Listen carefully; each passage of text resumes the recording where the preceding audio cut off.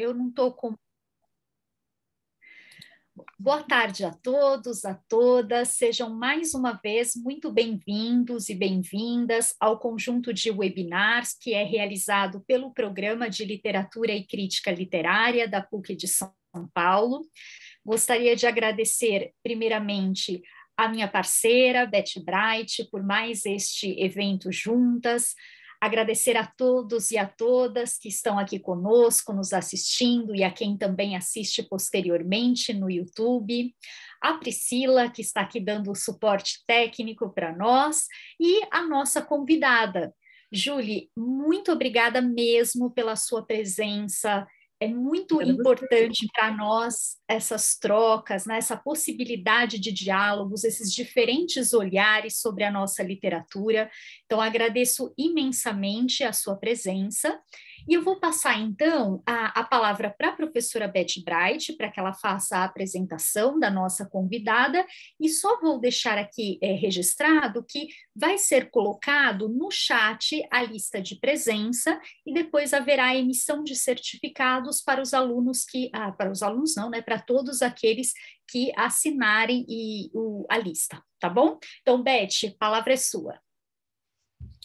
Bom, minha gente, boa tarde. É sempre muito gostoso, uma vez por mês, esse nosso encontro, né? Que o programa de literatura e crítica literária permite, possibilita, e é um encontro que tem, então, tido muita gente de muitos lugares, de muitas idades. Então, boa tarde às minhas colegas e colegas que estão aí, a todos os alunos, alunas, e também a você, Julie, que é um prazer, né, tê-la aqui conosco. Cabe a mim, Julie, te apresentar. Então, eu fiz um resumo, algumas coisas, acabei lendo até algumas coisas suas, muito interessantes. Então, vou apresentá-la ao público e se você depois quiser acrescentar alguma coisa ou modificar dessa minha apresentação, você fique à vontade, tá? Bom, a Julie Brugier, ela é professora e pesquisadora, né? Ela fez graduação em letras na Universidade de Lyon 2 e mestrado em literatura comparada e francofonia na École Normale Supérieure de Lyon, né? Ela é doutora em literatura comparada pela Universidade de Paris-Nanterre e a sua tese de doutorado, tem um título muito interessante, muito importante, que aguça o nosso, né, a nossa audição para a sua fala, que é Marginais e Comunidade na obra romanesca de Maryse Condé, William Faulkner e Raquel de Queiroz, né? Então, já na tese de doutorado, a Julie vai trabalhar com três importantes escritores e uma, né, é a nossa Raquel de Queiroz. A Julie também lecionou em Paris, Nanterre, né, durante um tempo. Atualmente, ela é membro do Centro de Pesquisa da Universidade de Paris-Nanterre, que é aquele importante centro de literatura e poéticas comparadas, e na sua produção, então, nesse seu caminho, eu destaco que os trabalhos da Julie, eles não acontecem, não são publicados somente na França. Então, ela tem coisas na França, evidentemente, mas eu vou destacar dois artigos em que a gente tem o francês, tem o português e tem também o espanhol, né? Então, eu estou me referindo aqui, se houver outras coisas, Julie, depois você pode acrescentar, mas eu quero deixar com os nossos, né, ouvintes, com os nossos espectadores, dois trabalhos que eu encontrei com muita facilidade, que são muito importantes. Então, o primeiro, que se intitula Leituras da Margem Social em Literatura, Violência e Marginalidade em La Belle Créole, de Maryse Condé, então isso foi de atas de congresso, e que num primeiro momento que eu peguei, estava lá, que ainda estava no prelo para sair na França e no Brasil, mas já saiu, né? Então, a gente tem na revista Silène, que é um periódico do Centro de Pesquisas em Literatura e Poética Comparada da Universidade de Paris, Ouest Nanterre, La Défense, que publicou um dossiê bilíngue, francês e português. Então, acho isso muito importante, o acesso é muito fácil, em que a gente vai ver a poética das margens no espaço literário e cultural franco-brasileiro, né? Que é essa temática, então, em que aparece o texto da Júlia. E também o outro que eu separei, há vários, mas o outro que eu separei, né? De um trabalho dela que tem uma versão para o português, né? Desculpe, uma versão para o inglês e uma tradução para o espanhol, publicada, então, num livro de Guadalajara, da Universidade de Guadalajara, em 2019, né? Que é o heroísmo épico na chave da mulher, né? Então, ela escreveu em francês, aí foi traduzido para o espanhol, e o título, né, pelo menos como eu encontrei, é Pensar la emancipación feminina em la novela épica de Raquel de Queiroz. Então, eu separei esses dois, há muitas outras coisas, porque, Júlia, eu acho que para nós hoje é muito importante saber como é que você encontra a Raquel de Queiroz, como é que você trabalha na sua tese aí com dois outros grandes escritores, uma escritora e um escritor, e como é que você vai trazendo isso também em publicações que estão na França, no Brasil e também no México, né?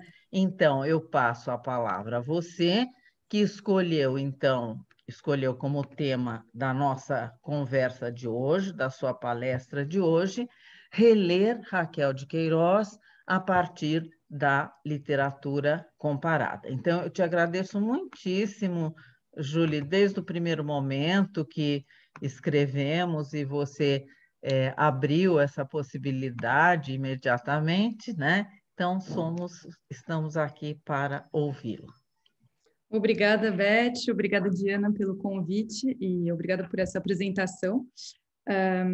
Eu só vou adicionar uma coisa, é que justamente, para quem interessar, teve um trabalho muito aprofundado, na verdade, entre o Centro de Pesquisa de Literatura Comparada de Nanterre e a USP, né? Teve uma troca muito intensa com o Brasil, porque tinham alguns comparatistas que eram especializados na literatura brasileira, e na revista Silène tem muitas publicações que adotam essa perspectiva e que estão traduzidas nas duas línguas. Então, se interessar alguém e dar uma olhada, né, tem muitas publicações legais que antecedem, inclusive, muito a minha tese, e trabalhos de franceses com olhares sobre a literatura brasileira. Então, eu só vou adicionar uma coisinha, que a minha posição é uma posição entre os dois países, porque eu sou franco-brasileira, mas eu fui embora do Brasil há mais de 16 anos, né? Então, se a minha língua estiver meio enferrujada, vocês me perdoem. Eu vou tentar falar da maneira mais natural possível. Então, falar da Raquel de Queiroz, para mim, eu só consigo fazer isso do ponto de vista da comparatista que sou, né? Sou brasilianista, de uma certa forma, mas sou, antes de mais nada, comparatista, né? Então, você ressaltou bem isso quando você citou os trabalhos, né, que eu publiquei. E por isso que eu escolhi para a conferência justamente abordar a Raquel à luz da literatura comparada. Então, você já deu o tema da minha tese, eu não vou retomar.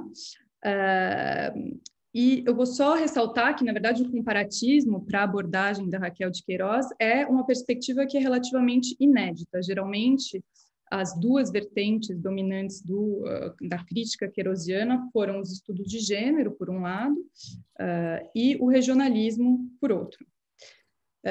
E antes de começar a falar da Raquel, eu vou só trazer alguns elementos sobre o método comparatista para situar um pouquinho da onde eu estou falando, né?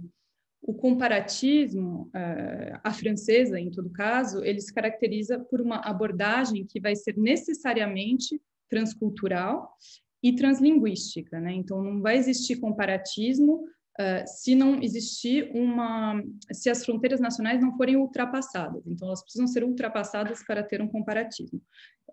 Na França, não se considera que é comparatismo uma comparação entre obras da mesma língua ou da mesma cultura, né?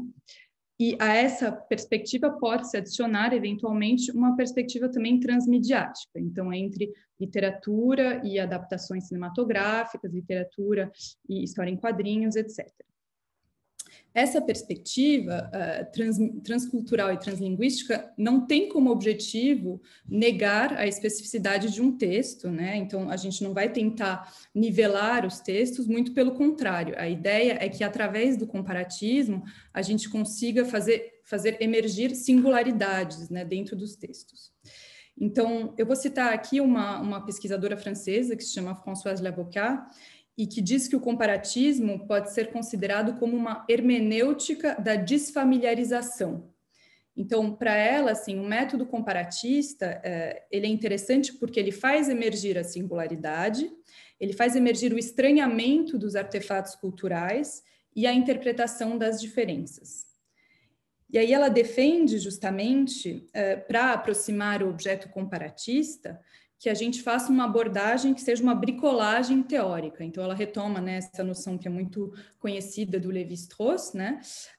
E ela diz que para abordar um corpus comparatista, a gente precisa utilizar uma combinação de teorias que vão favorecer a análise do corpus como um pluriobjeto.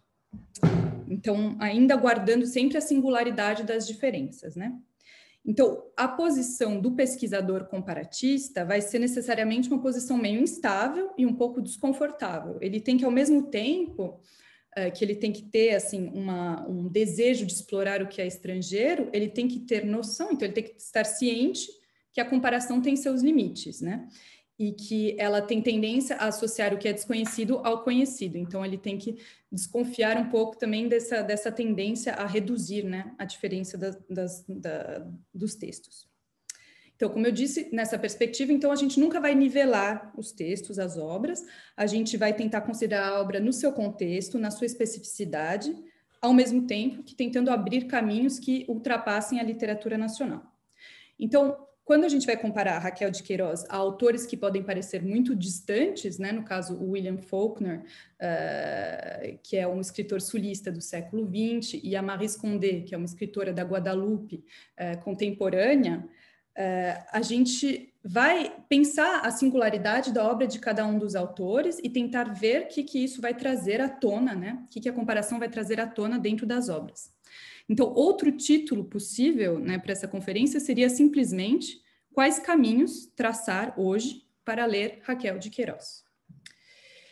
Eu vou começar ressaltando que é difícil falar da Raquel de Queiroz, principalmente hoje em dia, né, ou analisar a obra dela sem levar em consideração a história muito particular, né, dessa autora. Então, primeiro, a trajetória política da Raquel, que é muito polêmica, né, que vai do comunismo na juventude ao apoio à ditadura militar, e também o conservadorismo, né, de muitos dos posicionamentos políticos dela. E também é importante levar em conta a própria postura da autora que ela elaborou ao longo da sua carreira, não só nos seus textos, mas também nas suas entrevistas, nos seus artigos, e que permitiu a ela se posicionar na literatura brasileira. Então, num primeiro tempo, eu vou insistir sobre essa trajetória política, né? Vou fazer o meu trabalho de comparatista insistindo na singularidade, levando em conta o contexto, né, da Raquel. Eu vou tentar trazer elementos tanto sobre a trajetória política como sobre o posicionamento da Raquel no campo literário e fazer um pequeno estado da crítica queirosiana. E aí, no segundo tempo, eu vou abordar algumas perspectivas comparatistas, né, possíveis para tentar ultrapassar alguns dos impasses críticos sobre a autora. Então, a trajetória da Raquel foi algo que foi extremamente... que suscitou muito interesse, então foi comentado de maneira muito abundante, mas que foi pouco estudado, enfim, no final das contas, no detalhe, né? E essa trajetória explica muita coisa sobre a obra da autora e a recepção. Eu vou começar resumindo um pouquinho o percurso dela, e eu me apoio aqui, para quem quiser a referência, no trabalho da historiadora Natália de Santana Guerelos, que é um trabalho excelente, né? A tese dela de doutorado resumiu esse percurso político muito complexo da Raquel, se chama Como um Castelo de Cartas, e foi publicado recentemente no Brasil, e ela expõe realmente a complexidade, né, dessa trajetória. Então, não é uma coisa, não é tão simples como a gente costuma dizer. Tem que saber também que a Raquel, ao longo das crônicas dela e das entrevistas, ela construiu também um discurso sobre o que foi o seu engajamento político, e tem que tomar cuidado porque esse discurso é muito falacioso. Ela sempre apresenta o comunismo da juventude como um erro, né? Da juventude, um erro muito passageiro, algo que foi muito que durou muito pouco tempo na vida dela. E ela também diz que o apoio dela à ditadura militar se resumiu ao golpe e ao governo Castelo Branco. Só que nos dois casos as afirmações são falsas, né? Então nenhuma coisa nem a outra se verifica. A proximidade dela com o comunismo na juventude foi muito mais longa do que ela costumava afirmar. E o engajamento político dela não era um engajamento superficial.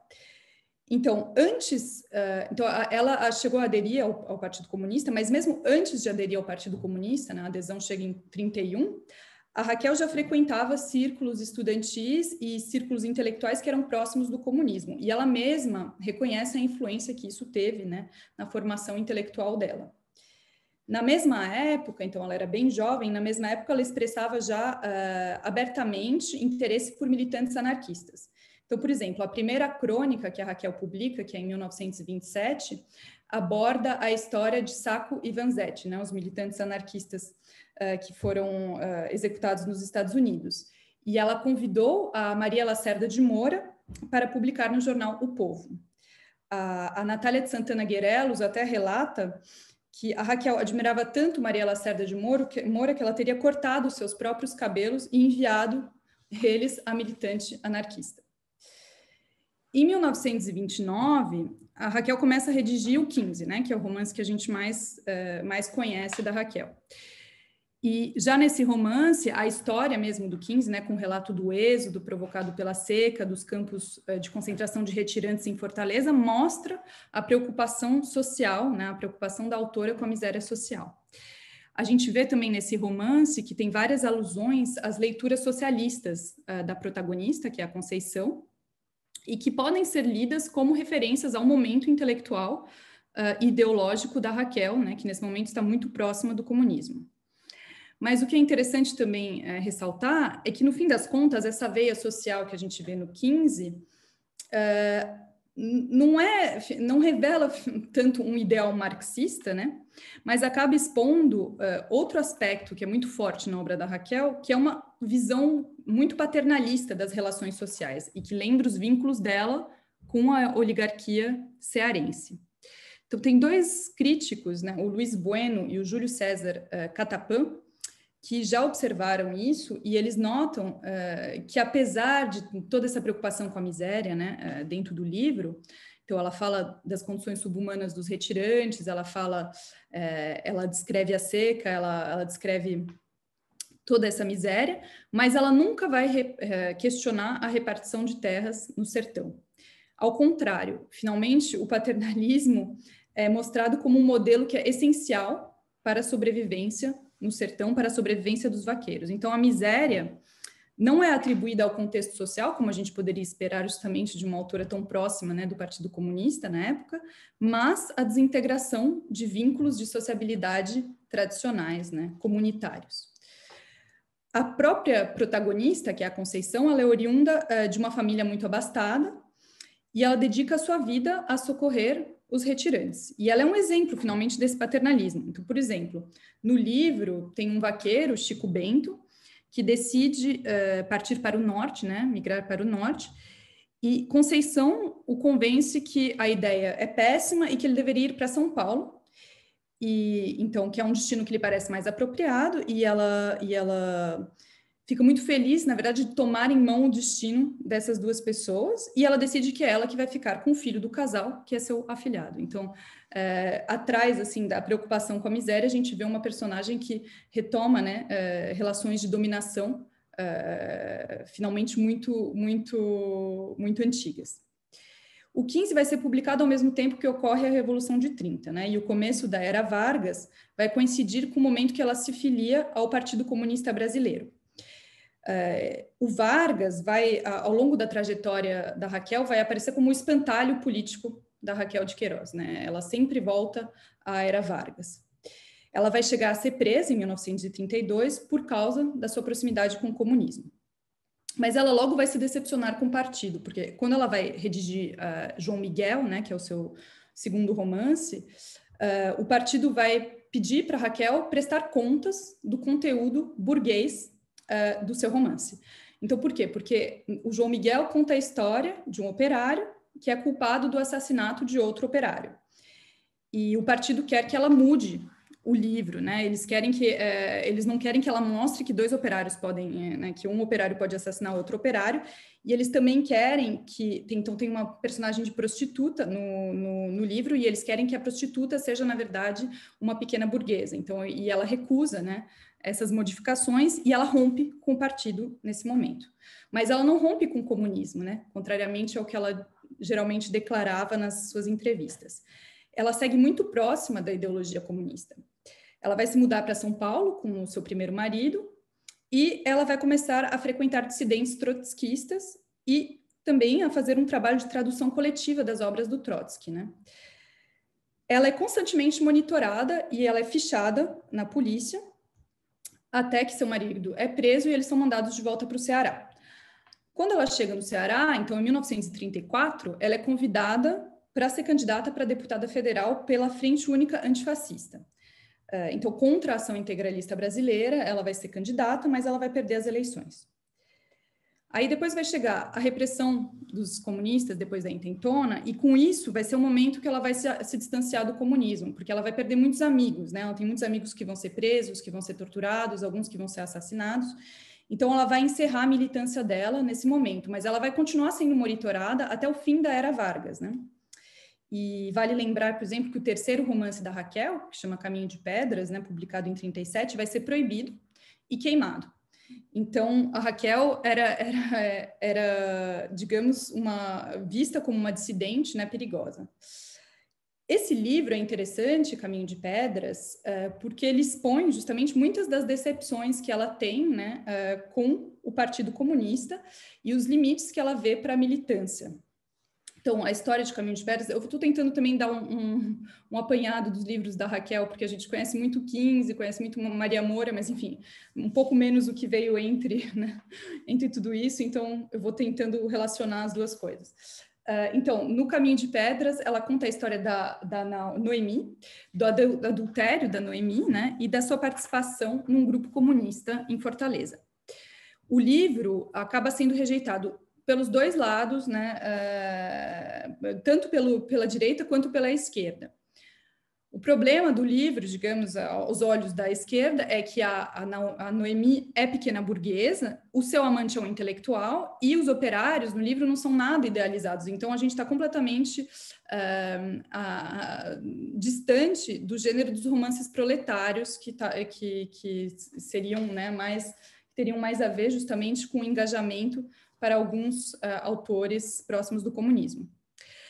Depois disso, a Raquel vai se distanciar dessa vertente mais social do começo, né, da sua obra. Então, quando ela publica o seu próximo romance, que é As Três Marias, em 1939, ela já não vai falar mais dos mesmos temas. Então, ela vai entrar justamente apesar que eles aparecem, né, eles perpassam a obra, mas não é mais tão central. Então, As Três Marias vai ser a história de três amigas num convento, né, e as suas trajetórias distintas. Então, a questão feminina vai começar a aparecer muito mais a partir daí.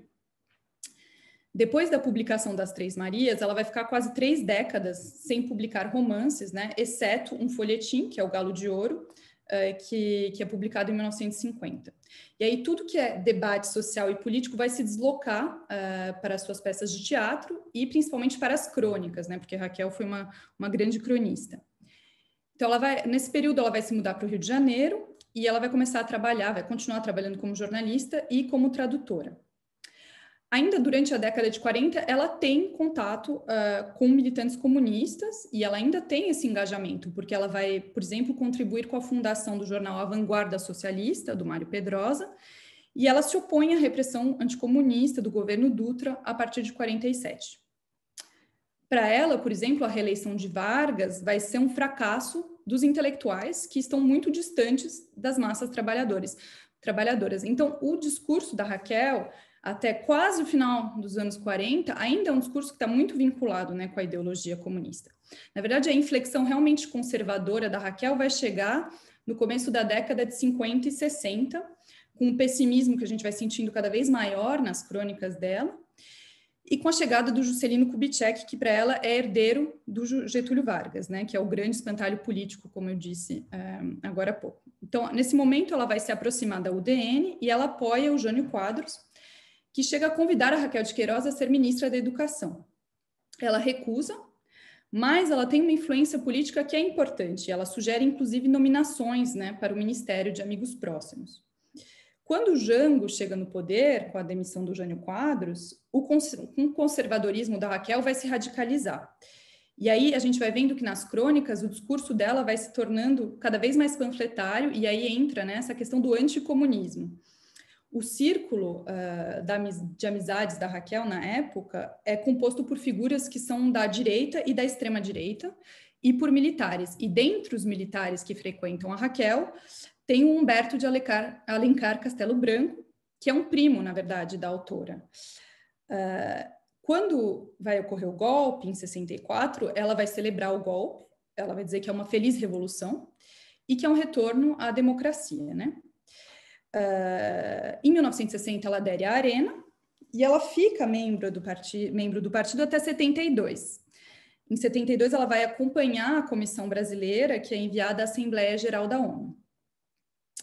Quando ela dá entrevistas que são posteriores da ditadura militar, ela sempre afirma que o apoio dela aos militares teria acabado com o fim do governo Castelo Branco em 1967.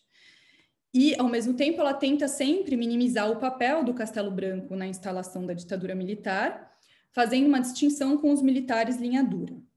Então, quando ela fala da ditadura militar, ela sempre procura comparar a ditadura militar ao Estado Novo, dizendo que o Vargas teria organizado uma repressão muito mais feroz da oposição. No entanto, a colaboração da Raquel com a ditadura sempre foi muito mais estreita do que ela afirmou. A gente já vê pelo que eu pude, né, resumir, mas a gente vê também pelo trabalho dela de jornalista. Então, ela continua a publicar crônicas no Cruzeiro até 1975, que é quando o jornal fecha. E o Cruzeiro seguia, a linha editorial do jornal, né, que ela seguia, era de apoio aos militares. Em 1970, durante o milagre econômico, dito milagre econômico, e durante os anos de chumbo, né, da ditadura, por exemplo, ela elogia o governo Médici e ela procura relativizar o impacto da censura na criação artística. Além dessa atividade jornalística panfletária, ela também participa de 1967 a 1989 do Conselho Federal de Cultura. Então, a gente vê que tem uma colaboração com o regime, que é uma colaboração que não é só jornalística, mas também política e ativa, né? Então, isso é para dar um pouco um apanhado do que foi essa trajetória muito complexa e muito interessante dessa autora, né, que ficou catalogada como reacionária, mas que tinha seus contrastes e seus paradoxos. Então, isso é uma coisa que influenciou muito a recepção dela. O outro ponto que influenciou muito a recepção dela foi a questão do regionalismo. E o regionalismo, às vezes, foi também percebido como a expressão do conservadorismo da Raquel. Bom, vale lembrar aqui, né, o que a Lígia Chapini já ressaltou, é que, às vezes, a literatura regionalista também foi acusada de ser conservadora, né, tanto esteticamente como ideologicamente. E muitas vezes, quando tem algum autor assim, que a gente considera importante, a gente tende a escolher novas nomenclaturas, né? Como se a gente sempre precisasse depassar, né? Ultrapassar o que é regional por alguma coisa que fosse universal.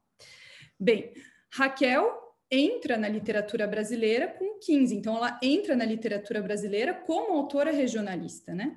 E apesar dos romances, né, ulteriores da Raquel terem muito pouco em comum com 15, né, serem muito diferentes, assim, tanto no estilo como na temática, ela fica com essa etiqueta regionalista durante toda a carreira dela. Na verdade, ela vai voltar para uma temática mais regionalista, vai ser com Dora Doralina, em 75, e com o Memorial de Maria Moura, em 97, né? Mas se a gente olha mesmo a maneira como ela redigiu esses textos, é uma narrativa que é quase épica, para Maria Moura é bem claro, para Dora Dorlina um pouco menos, mas que tem muito pouco a ver, né, com essa narração muito austera que a gente tem no 15. Na verdade, o que a gente observa é que o regionalismo parece que permitiu a Raquel se posicionar na literatura brasileira. Então, assim, se a gente olha um pouco o discurso dela sobre a região, é muito interessante ver como ela usa isso de forma estratégica, né? Então, por exemplo, numa entrevista que ela deu para Heloísa Buarque de Holanda, ela afirmou o seguinte, então vou citar aqui a Raquel: o meu approach é o da mulher totalmente integrada na vida nordestina. Eu assumo isso em todos os meus personagens. Eu não sou uma pessoa deslocada. Sou aquela que não sai de lá, mesmo quando sai. Essa diferença eu me reservo e cobro dos outros quando me confundem com a tropa geral dos literatos. Eu me isolo disso. Realmente, meu ângulo é feminino, é pessoal. Então, o que fica claro nessa citação é que o Nordeste, no fim das contas, é um lugar estratégico para ela expressar a singularidade do que ela escreve, né? E que ela assimila também com a questão do feminino. De fato, se a gente olha, por exemplo, a primeira crônica que ela publicou no Cruzeiro, em 45, então ela já morava no Rio de Janeiro há 5 anos, ela vai se dirigir aos leitores dela como se ela estivesse em exílio, né? E que ela fosse pouquíssimo sensível aos charmes da capital. Então, eu vou citar também um trecho dessa crônica. Se você entender de sociologia, dirá que sou uma mulher telúrica, mas não creio que entenda. Nasci longe e vivo aqui no Rio, mais ou menos como num exílio. Tem dia em que eu dava 10 anos de vida por um pedacinho bem árido de caatinga, um riacho seco, um marmeleiral ralo, uma vereda pedregosa, sem nada de arvoredo luxuriante, nem lindos recantes de mar, nem casinhas pitorescas, sem nada deste insolente e barato cenário tropical. Então, aqui, bom, tem um tanto de arrogância também, né, no modo que ela se exprime, porque tem a humildade, por um lado, né, da mulher telúrica, mas também tem a postura da intelectual que diz, se você entender de sociologia, mas não creio que você entenda, né? Então, ela retoma, né, com essa postura de humildade, alguns clichês, né, sobre a nordestinidade. E ela vai se identificar a uma paisagem sertaneja, árida, da qual ela seria uma emanação, né, essa mulher telúrica. Então, ao longo das crônicas e das entrevistas, ela vai elaborando uma postura de autora nordestina, e mais especificamente uma postura de autora sertaneja. Então, o que eu entendo por postura aqui é o que o crítico Jérôme Mezoz definiu como a articulação entre a sociologia e a retórica. Então, a postura de um autor é a maneira que ele se apresenta, tanto num ethos discursivo, né, como no comportamento que ele vai adotar. A postura é uma imagem coletiva que vai se elaborando ao longo do tempo, ao longo da carreira, na interação com o público e também na interação com os mediadores culturais. Quando a Raquel reivindica seu enraizamento nessa visão meio fantasmagórica do Nordeste, que é o Nordeste do sertão, da seca, dessa terra árida, austera, ela está criando, né, essa postura de autora nordestina, especificamente sertaneja. Além disso, quando ela vai dizendo que ela não é uma pessoa deslocada, ao mesmo tempo que ela se apresenta como exilada, então ela constrói uma tensão, e essa tensão é o que a gente poderia chamar de uma enunciação paratópica. Então, o que é a enunciação paratópica? A paratopia é o que o crítico francês Dominique Mangnot define como a tensão entre o pertencer e não pertencer. Então, a paratopia, esse pertencimento sem pertencer, seria o que caracterizaria a produção literária.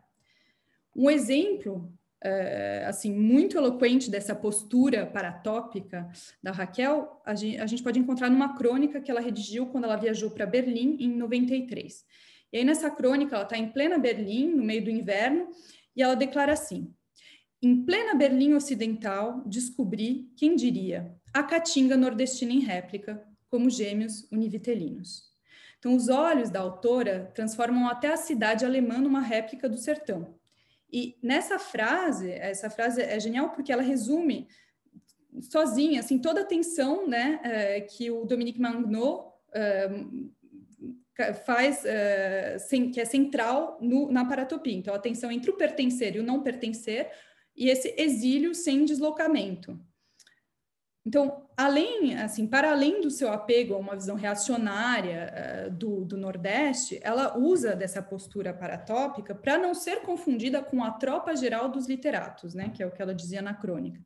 Então, tem também a ideia que ela está exterior à tropa geral dos literatos, que ela não é como os outros autores, então que ela também está acima dos outros autores, né?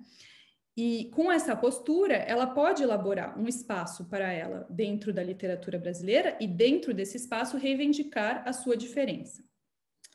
Então, tanto essa postura regionalista quanto a trajetória política foram duas coisas que influenciaram indubitavelmente a recepção da Raquel. No final da década de 90, Heloísa Buarque de Holanda, que foi a pesquisadora pioneira, né, da crítica queirosiana, escreveu um artigo onde ela notava a discrepância entre a importância da Raquel para as letras brasileiras e a sua inexistência no campo acadêmico, né? Para a pesquisadora, o silêncio acadêmico sobre as obras da Raquel está diretamente relacionado à sua trajetória política. Nos anos 60, então, quando ela apoia o golpe, também começa a se formar um cânone acadêmico, e aí, como ela apoiou o golpe, justamente ela teria sido excluída desse cânone. Ela cita como exemplo a entrada da Raquel na Academia Brasileira de Letras em 77, que mostra justamente essa discrepância, né? Então, a imprensa vai celebrar o fato que é a primeira mulher que vai integrar a academia e, ao mesmo tempo, vai questionar as razões ideológicas da escolha. Ao mesmo tempo, a esquerda prefere não celebrar a conquista feminina, né, e denunciar o jogo do governo. De fato, muitos dos imortais eram amigos de Raquel e eram próximos da ditadura. Uma parte da imprensa também aproveita para fazer de Raquel uma representante de uma feminidade tradicional.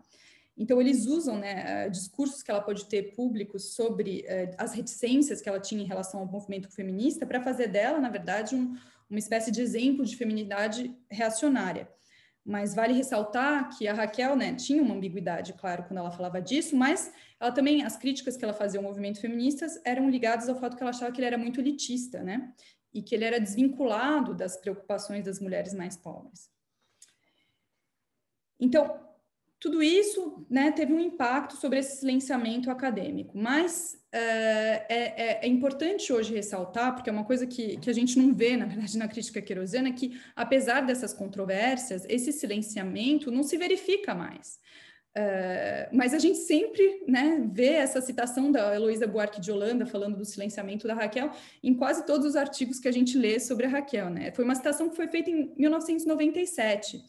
E entre 1997 e hoje, então eu fiz uma breve, né, um breve resumo do que eu pude achar, mas eu achei mais de 50 artigos sobre a Raquel, 9 teses, 24 dissertações de mestrado, 10 livros, dos quais 2 biografias, e quase todos ficam falando do silenciamento da crítica. Então, precisa, né, parar um pouco com essa questão e ver, ao contrário, como, né, a Heloísa Buarque de Holanda gerou, na verdade, né, porque foi ela que trouxe de novo, né, Raquel para o meio acadêmico, uma grande produção crítica, e os aspectos mais diversos, na verdade, da obra da Raquel já foram estudados, né? A gente tem trabalhos sobre seus romances, sobre suas crônicas, sobre as adaptações, né, para a novela dos seus livros, sobre as suas peças de teatro, sobre o trabalho de tradutora. Então, né, muitas coisas já foram contempladas.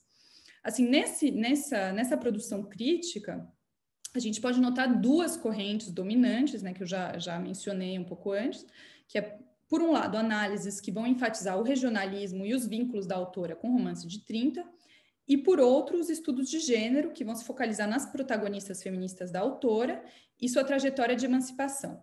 E eles se inscrevem na continuidade das análises da Heloísa Buarque de Holanda. Essa área, justamente a área dos estudos de gênero, é particularmente saturada, né? Então, se a gente olha só as teses e dissertações que foram realizadas sobre o tema, elas têm quase sempre o mesmo título e quase sempre o mesmo corpus de estudo. Então, não é surpreendente, justamente desse ponto de vista, que a crítica sempre prefira falar, né, que é do seu último romance, Memorial de Maria Moura, que é uma epopeia romanesca que conta a história da emancipação da personagem Maria Moura, que remete a figuras como Maria Bonita, como Diadorim, como as Amazonas antigas, né? Da mesma forma, o seu romance Folhetim, que eu citei um pouco antes, o Galo de Ouro, que é o único romance que se situa fora do Nordeste, não foi objeto de quase nenhum estudo. Justamente porque ele não se encaixa em nenhuma das vertentes críticas dominantes, né? Nem no regionalismo, nem nos estudos de gênero.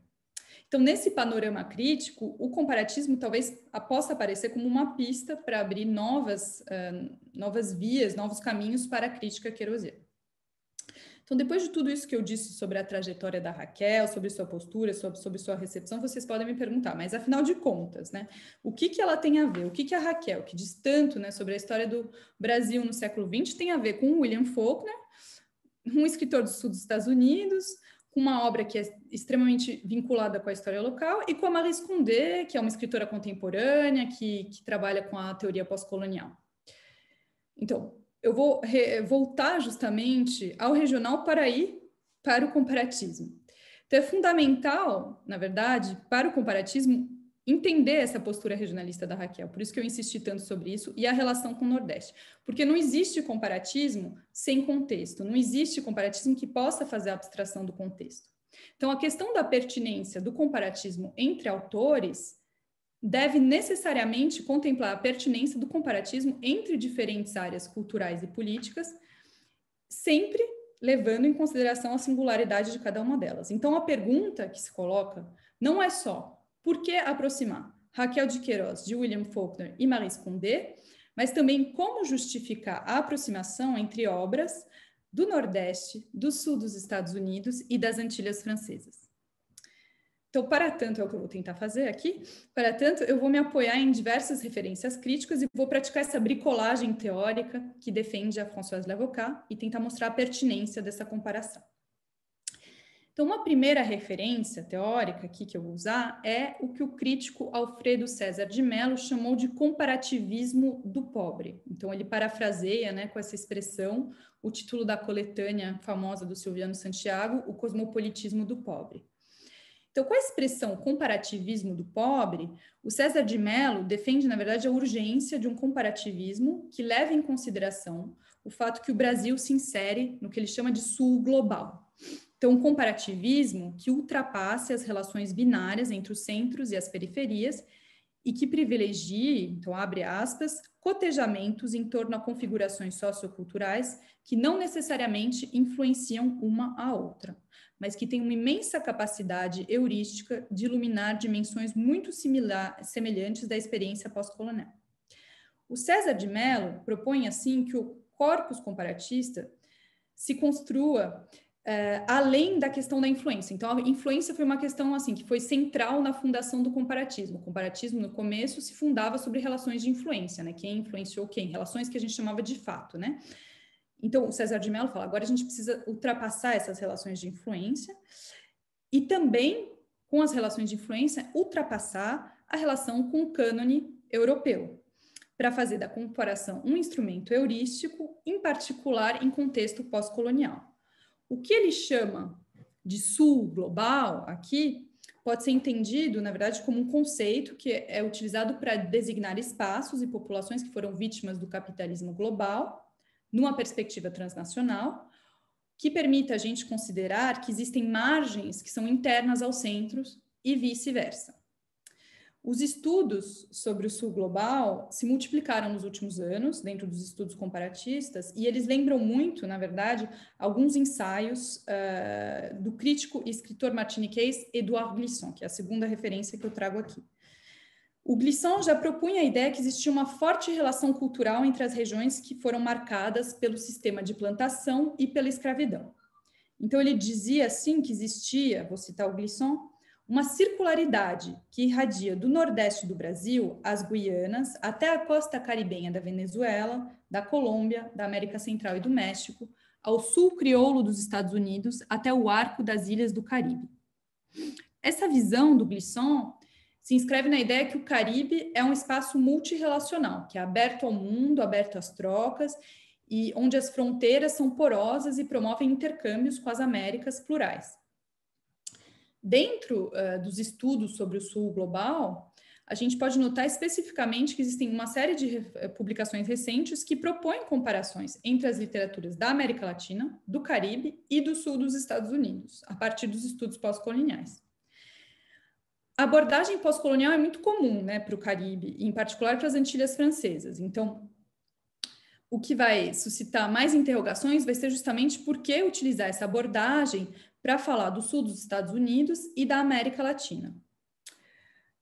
Então, nessa proposta pós-colonial, essa visão pós-colonial, o sul dos Estados Unidos vai ser considerado como um espaço ambivalente dentro das histórias dos Estados Unidos. Então, ao mesmo tempo, um espaço que foi central e marginal, que foi colonizador e colonizado e marcado pela guerra civil e pela segregação. Por sua vez, a questão, né, da América Latina é que ela é composta por países que chegaram à independência muito antes dos que são tradicionalmente contemplados nos estudos pós-coloniais. Ora, conforme observou Boaventura de Souza Santos, o Brasil, né, dentro da América Latina, tem um lugar à parte, né, no meio dessas pós-colônias, dessas velhas pós-colônias. E ele chama isso de um excesso de diferença. O Brasil é uma colônia de uma metrópole que se tornou ela mesma periférica na Europa. Ele foi centro, né, do império colonial durante as guerras napoleônicas, foi império depois da independência, então a sua história é de uma pós-colônia particularmente complexa e ambivalente. E dentro do Brasil, o Nordeste, por sua vez, também ocupa um lugar complexo na história marginal, na história nacional, que tende a marginalizar o Nordeste.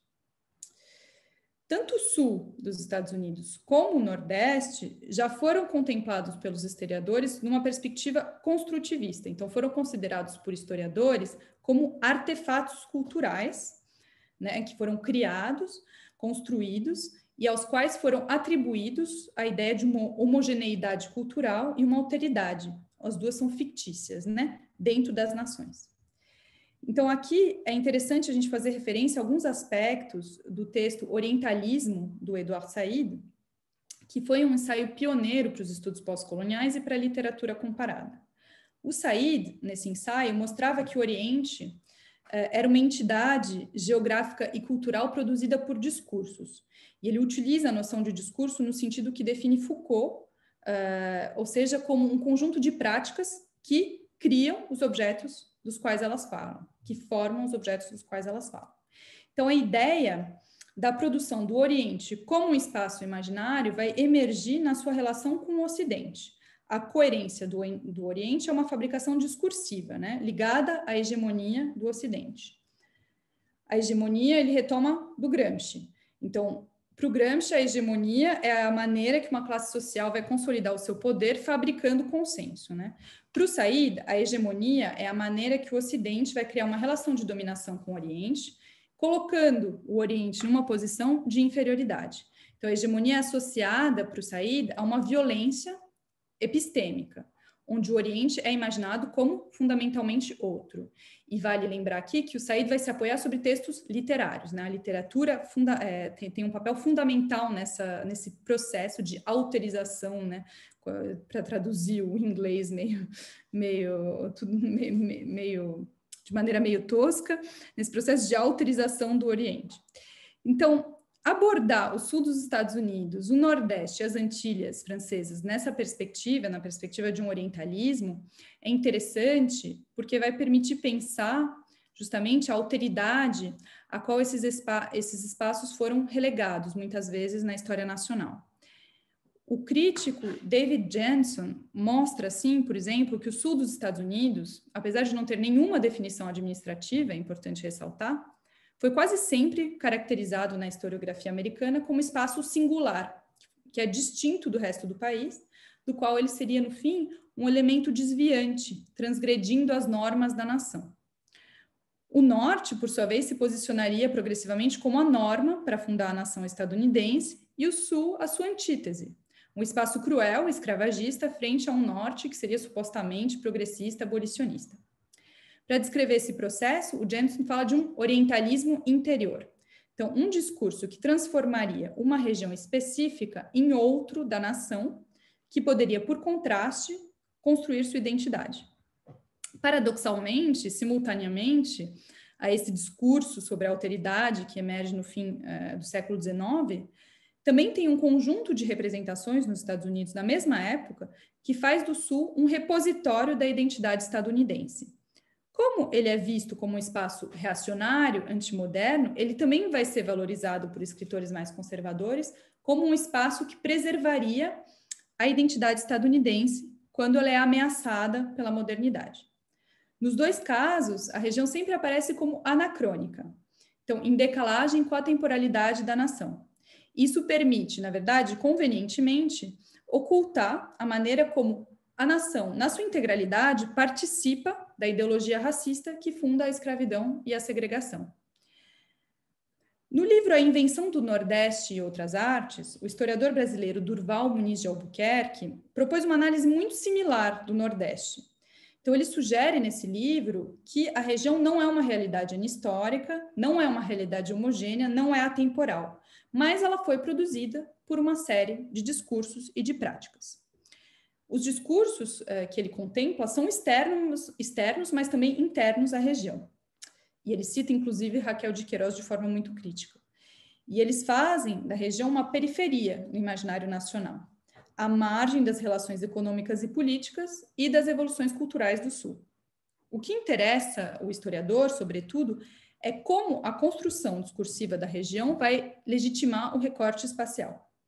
E ele observa uma dicotomia que é muito similar ao que eu disse sobre o sul dos Estados Unidos, porque a região é, ao mesmo tempo, um espaço onde se elabora a identidade nacional e uma margem da nação. Com a emergência do nacionalismo brasileiro, o Nordeste aparece de fato como um dos espaços onde poderia ser inventada uma cultura nacional. Então eu lembro aqui, vocês conhecem muito melhor do que eu, o romance O Sertanejo, do José de Alencar, em 1875, onde o sertão vai ser percebido como um espaço mítico, né? Um repositório da nacionalidade. Então o sertão que vai sendo cada vez mais associado ao Nordeste. Como nota o crítico Jean-Yves Merrion, o sertão é a matriz, né, percebido como uma matriz onde se encontram as raízes da identidade nacional. Longe das metrópoles, o sertanejo seria um tipo autêntico, pois estaria livre de qualquer influência estrangeira. O regionalismo do Freire, nos anos 20, também vai no sentido, né, dessa participação da região na construção da identidade nacional.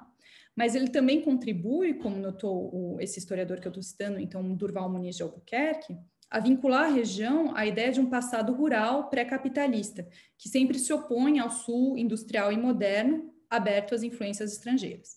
Claro que esse regionalismo também visa os modernistas, movimento que vai ser considerado muito próximo das influências estrangeiras por causa do desejo de emular as vanguardas europeias.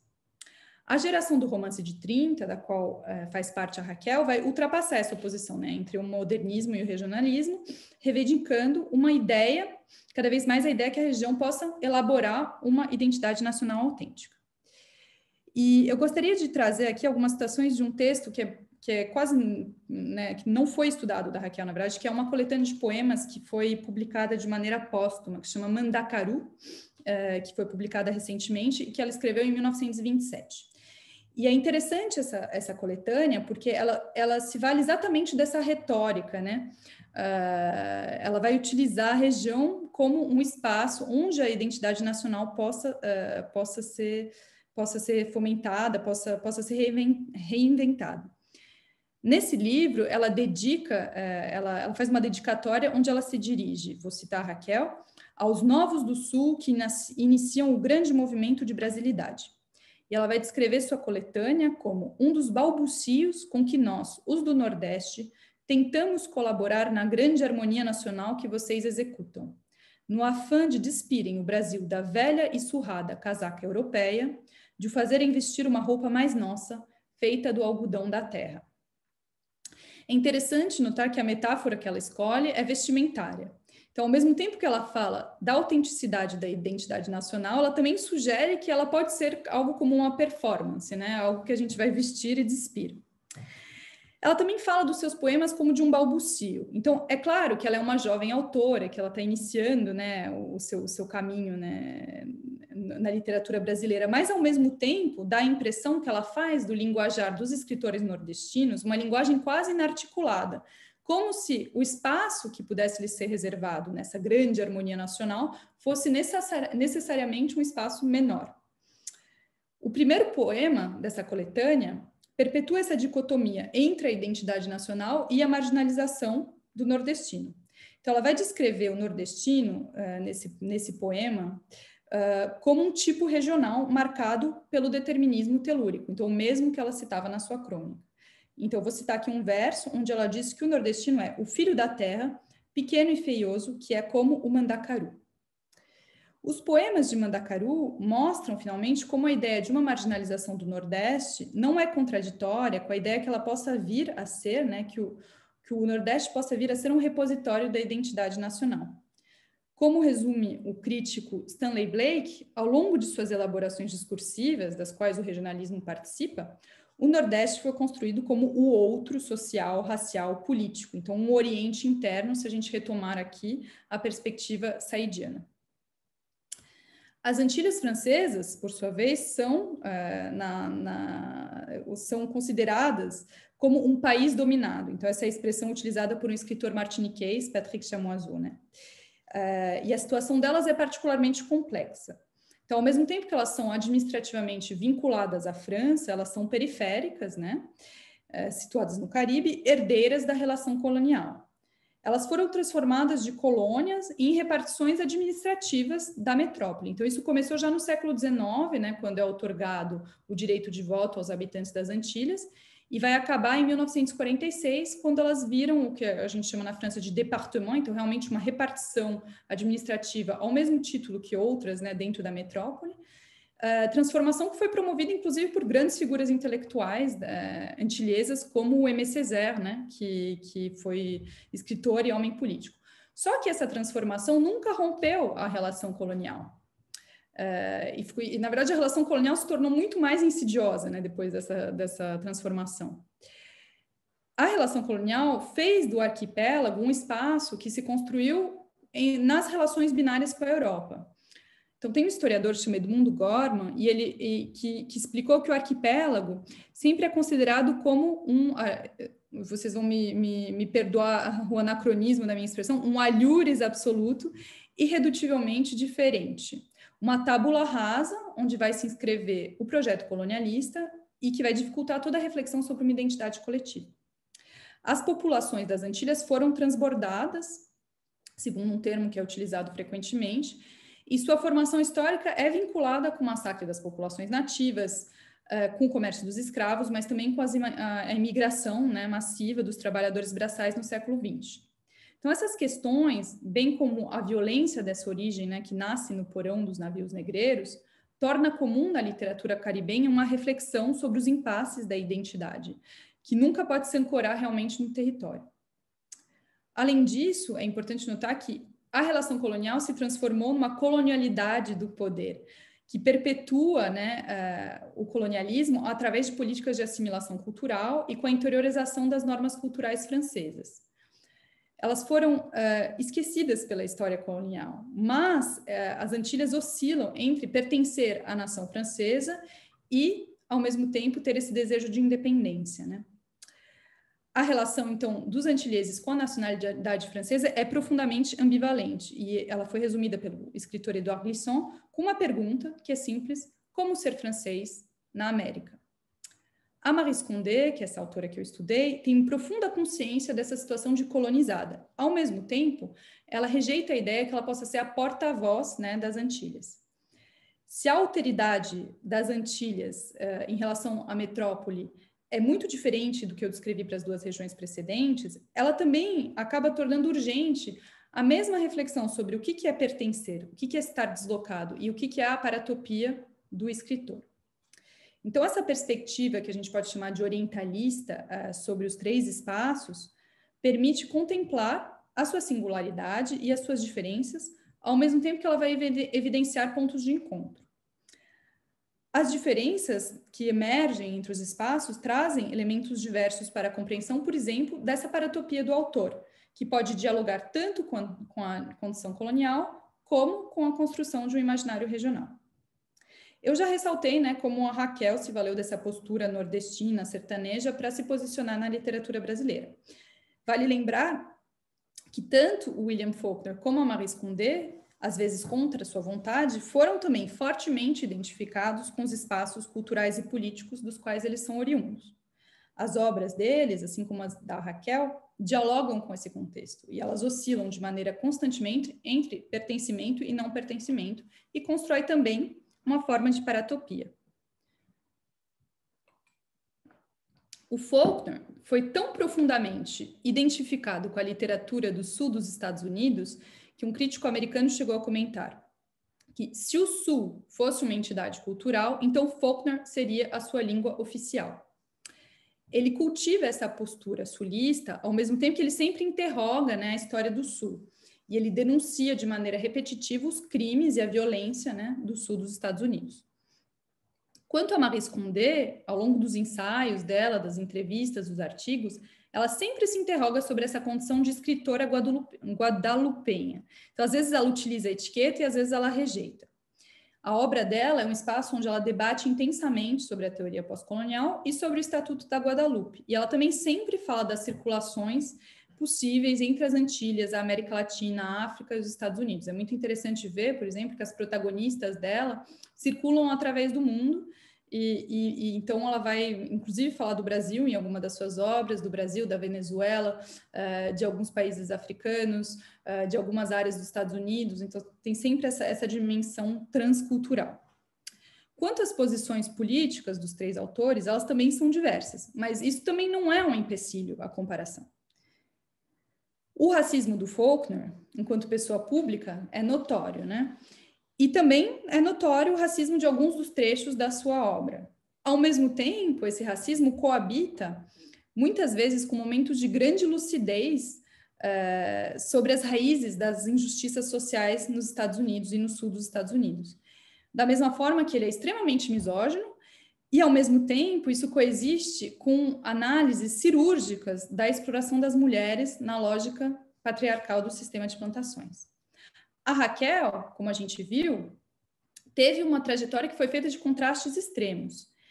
E o fio articulador do seu pensamento, se a gente usar aqui uma citação da Heloísa Buarque de Holanda, é a defesa convicta de uma lógica oligárquica de assento liberal, com compromissos sociais e progressistas. Os seus textos são profundamente atravessados por esse viés, mas eles também abrem caminhos para a emancipação das mulheres, para a compreensão da miséria social e para a desnaturalização das relações de dominação em geral. Por sua vez, a Maryse Condé, que é uma escritora muito progressista, que defendeu na vida pessoal a independência das Antilhas, que fez carreira acadêmica nos Estados Unidos, no momento de expansão dos estudos pós-coloniais, tem também, não tem uma visão, né, monolítica, não tem uma ideologia monolítica, mas tem uma visão muito pessimista e às vezes até cínica de movimentos de esquerda, do feminismo, do meio acadêmico e das possibilidades de emancipação das antigas colônias. E as obras, né, da Condé vão sempre atacar a ideia que o marginal possa vir a ter uma voz através da literatura ou que exista alguma forma de pureza, né, associada à marginalidade. Isso pode remeter, por exemplo, à maneira que a Raquel descreveu os operários no João Miguel. Né? A ideia é que o marginal não existe uma pureza, né, do marginal. Então, é desses contrastes, dessas aproximações entre autores muito diversos que emergem justamente as possibilidades de interpretação. Então, eu vou dar aqui um exemplo, que vai ser o último tempo dessa minha fala, tentando trazer algo sobre justamente a questão da emancipação feminina, que interessou muito, né, a crítica queirosiana. Então, eu vou dar um exemplo de comparação entre os três, através de três obras, uma comparação entre o Memorial de Maria Moura, entre Luz em Agosto, do Faulkner, e com A Belle Créole, que é um romance de 2001 da Maryse Condé. Então, três personagens aqui que vão me interessar, três personagens de mulher. Então, o Memorial de Maria Moura, como eu já tinha observado, é a obra mais comentada da Raquel, né? Então, ele conta a história, vou resumir rapidinho para quem não conhece, da Maria Moura, que é a filha de um fazendeiro, que vai se emancipar no Nordeste do século XIX e vai se tornar, de sinhazinha que ela era, uma lampiona de saias, que é a expressão que a Raquel usa para descrever a sua personagem. Com a morte da sua mãe, a personagem é ameaçada primeiro pelo seu padrasto e depois pelos seus primos, que cobiçam suas terras. Ela mata o padrasto, queima a fazenda e parte pelo sertão com os homens que trabalhavam na fazenda, né? Cortando os seus cabelos e trajando roupas de homem. Então, ela vai se tornar uma espécie de cangaceira, roubando viajantes, e o seu objetivo é conquistar as terras que lhe foram deixadas pelo seu pai. Quando ela acha essas terras, ela vai construir o que ela chama de Casa Forte. E o nome de Casa Forte, obviamente, remete ao mesmo tempo a uma lógica medieval, a gente vai pensar numa fortaleza, e também a Casa Grande. E a Casa Forte vai ser o centro do Império da Moura. Com roubos, com pilhagens e com todo um sistema de apadrinhamento, ela vai organizar o poder dela e a influência na região. E a relação que ela tem com os cabras dela lembra a relação de um senhor feudal. A maioria das leituras do Memorial vão notar a força da emancipação da Moura, mas como já observava Mônica Reise-Spun, a violência das relações sociais em jogo no romance não é transgressora e elas reproduzem, na maior parte das vezes, uma lógica totalmente patriarcal. Então, a Maria Moura transgride fronteiras de gênero, né, com a sua posição, mas, no fim, ela acaba exercendo uma forma de poder que é geralmente reservada aos homens, e ela nunca questiona o que ela pressupõe. A Moura tem 2 amantes, Duarte, o seu primo mestiço, que é o filho da sua tia e de uma escrava alforriada, e Cirino, um jovem protegido. As relações que ela tem com Duarte, que são as que vão me interessar, invertem as relações de dominação de gênero, mas elas também trazem a lembrança das violências sexuais dos senhores das plantações contra as escravas. E é essa inversão que vai permitir esboçar um elo com personagens femininas do William Faulkner e da Maryse Condé, que também são personagens que exploram homens socialmente subalternos e ocupam a posição do senhor da Casa Grande, que estuprava as suas escravas. Então, no romance de 1931, que se chama Luz em Agosto, o Faulkner conta a história de Joe Christmas, um homem que aparenta ser branco, mas que na verdade é mestiço. Então, segundo as regras de classificação do sul dos Estados Unidos durante a segregação, alguém que tivesse uma gota de sangue negro era considerado negro, mesmo que ele aparentasse ser branco. Então, Joe é o que eles chamam, é uma narrativa de passing, né? É o nome que usa nos Estados Unidos. Então, o passing é a história de um personagem que se faz passar por branco. Então, é uma narrativa de passing. Então, o Joe chega na cidade de Jefferson e ele vai se instalar numa senzala abandonada de uma antiga plantação. E essa senzala pertence a uma mulher solteira branca, Joanna Burden, que mora na Casa Grande decrépita. Ele vai começar uma relação sexual intensa com essa mulher, que vai culminar no assassinato da Joanna pelo Joe. O espaço da narrativa já situa as relações dos 2 protagonistas dentro da estrutura da plantação. A gente tem um amante negro na senzala e a amante branca na Casa Grande. Sempre que ele entra na Casa Grande, ele passa pela janela da cozinha, como se ele fosse relegado simbolicamente ao espaço da servilidade. A primeira vez que ele vê a Joanna, ele a estupra. Porém, a personagem inverte a relação de dominação e o desejo dela por Joe a enlouquece a ponto que ela começa a seguir o personagem em todos os cantos da plantação e ele começa a fugir dela. Ele vai encontrar a Joanna em armários e recantos escondidos, descabelada, com os olhos alucinados, ofegante, gritando, negro, negro, negro, como se fosse isso que a fizesse chegar ao clímax. Ou seja, a Joanna reduz o Joe à identidade que ele procura ocultar, ao mesmo tempo que ela vai explicitando a origem do desejo que a enlouquece, que é um desejo fetichista. E assim a Joanna toma o lugar do senhor da Casa Grande, que explorava sexualmente a escrava negra da senzala. Como o Joe não se conforma à identidade que ela procura lhe impor, ela tenta matá-lo e ele acaba assassinando. A gente encontra na história de Abel Creole muitos pontos de encontro com a Luz em Agosto. A narrativa é muito similar, é bem possível que a Maryse Condé tenha se inspirado de Luz em Agosto. Então, é a história de um jardineiro, Dieudonné, um homem negro, que trabalha para uma mulher solteira rica, branca e de meia idade, Lorraine. Então, é na época contemporânea. E ele inicia uma relação sexual também com Lorraine, que ele também acaba assassinando. No entanto, no romance de Faulkner, o espectro dos conflitos raciais leva Joe a ser condenado e linchado. Enquanto que no romance de Condé, é precisamente porque tem essa história, justamente, dos conflitos raciais herdados da escravidão, que o Dieudonné vai ser liberado. Então, tem um júri, começa, na verdade, o texto começa com o momento onde o júri vai dizer que ele é inocente. Então, o júri está cativado pela história e o advogado vai contando as relações entre os dois e ele resume elas assim: a patroa branca cruel, o escravo sem defesas, a patroa humilia, usa o chicote. Um dia, o escravo se liberta, matando. O que é interessante é que o próprio assassino, no texto, né, o Dieudonné, nega essa interpretação. Porém, ela se justifica, porque se a gente olha até a configuração da casa da vítima, da Lorraine, a gente encontra a mesma configuração que a gente via no Faulkner.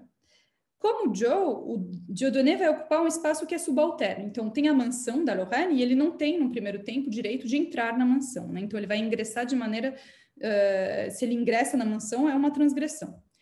E o espaço que ele vai dormir é na garagem, entre a máquina de lavar roupa e a tábua de passar. Então, o espaço, mais uma vez, da servilidade. Quando a Lorraine vai achar outro amante, que também é um amante mestiço, ela vai expulsar o Dieudonné da sua casa e a casa grande vai tornar-se de novo o espaço interditado. Quando ele consegue voltar, ele vai entrar por efração, da mesma forma que o Joe entrava na casa da Joana, e como Joana, Lorraine vai tentar matá-lo e ele que vai matá-la para se defender. A casa forte da Maria Moura também é um espaço que remete à plantação. A Raquel chegou até a desenhar a Casa Forte no romance, né? Tem um mapinha da Casa Forte e ela mostra um espaço que é extremamente hierarquizado, extremamente estruturado. Tem uma divisão de gênero, de um lado tem o quarto dos homens e do outro o quarto das meninas, e o espaço central é o quarto da Maria Moura. Ela autoriza o seu primo e seu amante Duarte a ingressar no quarto, mas só quando ela lhe dá um sinal. E os dois recriam juntos uma paródia das relações entre senhores e escravas. Então, eu vou ler aqui o diálogo entre os dois. E mais tarde, na hora de dormir, antes de ir embora para o quarto dele, pegou na minha mão, beijou e disse com ar de brincadeira: "A benção, sinhá." E eu dei o troco. "Deus te abençoe, meu nego bom." O que é dito em tom de troça acaba revelando a impossibilidade da transgressão das fronteiras raciais, que a mãe do Duarte, que é a escrava alforriada Rubina, resumia dizendo que para ela é lê com lê, crê com crê. O Duarte diz que a mãe dele zela pela lei do cativeiro, e ao mesmo tempo ele se coloca numa posição de servilidade também em relação à Moura. Ele diz assim: "Por mais que eu goste da minha sinhazinha, já viu, não me atiro nunca, fico esperando o chamado dela." É importante notar também que o outro amante da Maria Moura, que é um homem branco no caso, vai ser preso dentro do quarto da Maria Moura numa peça secreta que ela mandou construir e que ela é a única a saber que existe. E a Maria Moura vai fantasiar a possibilidade de guardá-lo nesse espaço para sempre e deixar sair Cirino somente quando ela tiver vontade de suprir o seu desejo. E ela comenta assim, então o Cirino foi preso ali no que ela chama de cubico, né, essa peça secreta, porque ele traiu a Moura. Então, enquanto ela tenta encontrar, né, que punição ela pode dar para ele, ela vai deixar ele preso ali. E aí ela comenta assim: "Deve ter homem que faz isso com mulher. Por que eu não posso fazer o mesmo com Cirino?" Então, no fim, aqui a Maria Moura aparece como a própria Barba Azul, né? Ela inverte completamente as relações de gênero. E ela acaba, inclusive matando o Cirino, né? Mandando matar o Cirino, como se ela precisasse suprimir, né, esse desejo. É curioso notar nos três autores a recorrência dessa inversão dos papéis de gênero, né? E ela pode ser interpretada de diversas maneiras. Fica claro que tanto para Raquel quanto para Condé, a emancipação feminina não é necessariamente transgressora, ou em todo caso, ela pode reproduzir formas de dominação violentas e perpetuar um tipo de poder patriarcal. Quando a gente olha para o Faulkner, quando a gente olha para o contexto sulista, é importante lembrar que muito da literatura do sul dos Estados Unidos, principalmente no fim do século XIX e no começo do século XX, procurou ocultar a violência dos senhores de plantação contra as escravas. Então, ela vai aparecer, mas de maneira indireta, ela é naturalizada. Então, a gente vai ter personagens de filhos e filhas ilegítimas, né, e mestiços que povoam os romances. É o caso, por exemplo, na própria obra do Faulkner, da Clite, né, em Absalão, Absalão. Mas a inversão dos papéis de gênero acaba servindo para tornar visível a cena da violência ocultada, a cena do estupro, né, que é ocultada. Ela funciona como um espelho invertido da plantação. E é finalmente o que acontece também, em uma certa medida, em Maria Moura, quando a gente vê a Moura, né, que tem essa relação com Duarte e que prende o Cirino no seu cubico, né, imaginando que ele possa servir simplesmente para o seu desejo, né, que ele seja cativo do seu desejo. E, por fim, o texto da Condé vai trazer outro elemento interessante, contemporâneo, que é a ambivalência dessa leitura histórica. Porque ela é, ao mesmo tempo, profundamente pertinente, né, mas ela também é limitada. No caso do romance da Condé, o próprio assassino recusa, né, essa leitura histórica, porque se ela expõe a dominação que a Lorraine exerce sobre ele, ela não revela o amor que ele sentia por ela. Então, é como se o texto prevenisse o leitor que é perigoso fazer leituras sem nuances, né, que busquem explicar tudo por um sistema ideológico monolítico. Se a gente aplica isso a Maria Moura, é importante ver como o texto recusa, finalmente, uma visão estável da personagem. Quando a gente tem a impressão que ela vai se virar a própria latifundiária, né, que ela vai ser aquele senhor da senzala, ela parte de novo numa aventura com seus homens, ciente que a viagem que ela está indo fazer é uma viagem suicidária, e ela vai deixar todos os seus bens para o Duarte e para o seu afilhado. Então, bom, aqui eram algumas pistas, né, são esboços, na verdade, de uma leitura comparada desses textos, que precisaria, né, muito mais tempo para ser amplamente justificada. Mas é para mostrar como elas podem apontar caminhos, né, além das vertentes dominantes da crítica querosiana, inserindo a Raquel não só no Nordeste, mas nesse Sul global. A comparação é ainda mais interessante quando se trata de autores regionalistas, como Faulkner ou como a Raquel, porque ela mostra como a gente pode desconstruir essa dicotomia entre o localismo e o universalismo. Não precisa, né, não é necessário ultrapassar a região com uma perspectiva universal. A região mesmo pode servir de patamar para pensar dinâmicas transculturais. E da mesma forma, os estudos de gênero, que foram uma das perspectivas mais férteis, né, na crítica querosiana, podem cruzar os estudos pós-coloniais e evidenciar nos textos da autora a matriz colonial das relações de dominação, que são a que ela descreve. E também trazer uma problematização da questão racial, né, que é muitas vezes ausente. É claro que os autores que eu apresentei, os espaços que eu apresentei, são uma das possibilidades de corpus para uma análise comparativa da Raquel. Inúmeros outros poderiam ser constituídos, né? Porque eu estou profundamente convencida que o corpus comparatista é um instrumento, né, hermenêutico. Ele pode se tornar uma máquina interpretativa, no sentido aqui no sentido deleuziano, né, no sentido do Deleuze, ou seja, uma máquina de produzir significações que abra o texto para linhas de fugas diversas. Eu vou encerrar minha fala aqui. Me desculpem se for muito longo, muito denso. Espero que tenha sido clara e que minha língua não tenha sido muito enferrujada, que vocês possam entender tudo. Imagine, Júlia, a gente ficaria te ouvindo, eu acho que a tarde toda, por várias razões. Mas eu queria primeiro pedir desculpas pela professora Diana, que foi chamada na pró-reitoria, e então ela não tinha como continuar, ela pediu para te agradecer, mas eu queria te agradecer muito mesmo, Júlia. Eu acho que, não sei, eu não vi pergunta, se Priscila tiver visto, mas eu queria dizer o seguinte: eu acho que há uma discussão contemporânea sobre o comparativismo, né? E você começou falando, primeiro, digamos assim, entre aspas, teoricamente, aquela ideia de fontes e influências, ou mesmo uma ideia de intertextualidade, num sentido mais aprofundado. E eu acho que com a sua palestra, eu fiquei interessada nos seus textos justamente por isso, você traz uma nova perspectiva de comparatismo, né? Uma nova possibilidade. Então, como é que você juntou esses três autores? Foi isso que você nos falou belíssimamente, né? Colocando cada um, né? Primeiro, um espaço maior para Raquel, que é a nossa, que é o objeto mesmo, né? Da sua fala, mas você mostrando, quer dizer, essa construção do corpus, e você terminou agora falando disso e trazendo Deleuze mesmo. Então, a ideia da comparação atravessada por questões contemporâneas, vamos dizer assim, em todos os sentidos, questões teóricas, questões temáticas, né? Que vão nos ajudar, como você disse, a ver determinados índices que seria muito difícil. Então, primeira hora que a gente lê o título da sua tese, a gente diz, mas como é que a Júlia passou, né, por esses três? E é isso que você nos mostrou de uma maneira incrível. Eu acho que teremos oportunidade de te chamar novamente.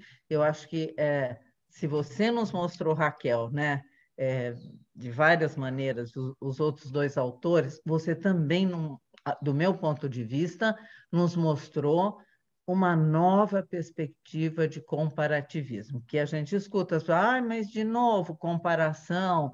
Né? Não, é uma outra perspectiva, Júlia. Então, eu acho que tem uma questão que é só de uma referência que a nossa professora, Leila Darim, pediu ao momento que você fala de uma fonte comparativista, que eu acho de um francês que você usa, e que ela Então, pediu para que você vou depois... repetir e eu vou escrever também para ela ter a referência. Então, é uma pesquisadora, se chama Françoise Lavocat, que eu falo, é a Lavocat. É verdade. o artigo que é excelente se chama O Comparativismo como Hermenêutica da Desfamiliarização. É em francês. Eu vou notar a referência em francês para quem quiser olhar, e ele está disponível online, em acesso livre. Le comparatisme comme herméneutique de la défamiliarisation. E se você quiser mandar depois para o meu e-mail, aquele que Sim, nós claro. utilizamos, aí eu passo também para a Leila mais tranquilamente, né? E você colocou aí. Bom, Júlia, eu não sei se alguém mais queria falar alguma coisa. Eu acho que foi extremamente produtiva a sua abordagem, extremamente original. E eu também convoquei um pouco meus alunos, né? Justamente para mostrar que você fez isso que você está nos dizendo, na sua tese de doutorado. Então, como uma tese de doutorado, né? Aquele tempo que você tem para repensar e pensar coisas. Eu te agradeceria, então, em nome do programa, né, de literatura e crítica, em nome da PUC, em nosso nome, de todos os alunos, de todos que estão aqui. Certamente teremos outras ocasiões de conversar com você, Júlia. Se você quiser dizer mais alguma coisa... Não, eu agradeço vocês, agradeço a todos que vieram, que escutaram. Muito obrigada. Muito obrigada pelo convite. É sempre muito bom falar da minha pesquisa e muito legal também falar da Raquel com essa perspectiva comparatista. Foi muito bom mesmo, muito bom. Muito obrigada, Júlia. Obrigada. Então, nós vamos ter... E obrigada, então, a todos novamente. Priscila é nosso suporte técnico maravilhoso. Então... Obrigada, professora. Tchau, gente. Tchau, Tchau, tchau. gente. Muito obrigada. Obrigada, Júlia. Tchau, tchau.